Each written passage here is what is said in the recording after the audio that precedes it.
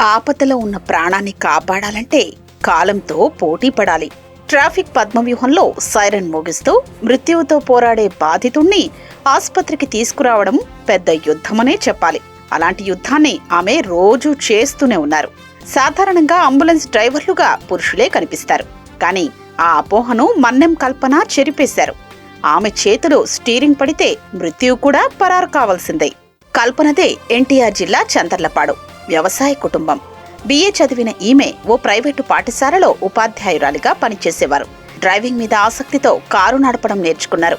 Covid సమయంలో అందరూ ఇబ్బందులు పడ్డం చూసే తన వంతుగా ఏదైనా సాయం చేయాలి అనుకున్నారామె.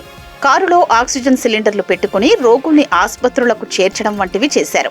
ఆమె డ్రైవింగ్ చేస్తున్న తీరు గమనించిన ఓ వ్యక్తి ఆర్టీసీలో డ్రైవర్ పోస్టుకు ప్రయత్నించమని సలహా ఇచ్చారు.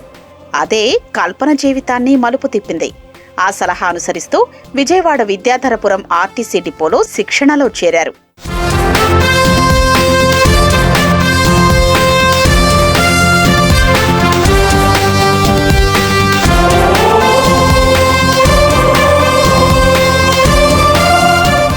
భారీ వాహనాలు నడపడానికి శిక్షణ పొందడానికి ఓ మహిళ రావడం అదే తొలిసారి.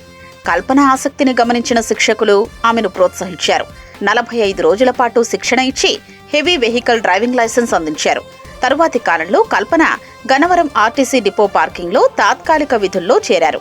అక్కడ పనిచేస్తున్న సమయంలోనే విజయవాడ ప్రభుత్వాసుపత్రిలో అంబులెన్స్ డ్రైవర్లు కావాలంటూ వచ్చిన ప్రకటన చూసి దరఖాస్తు చేశారు.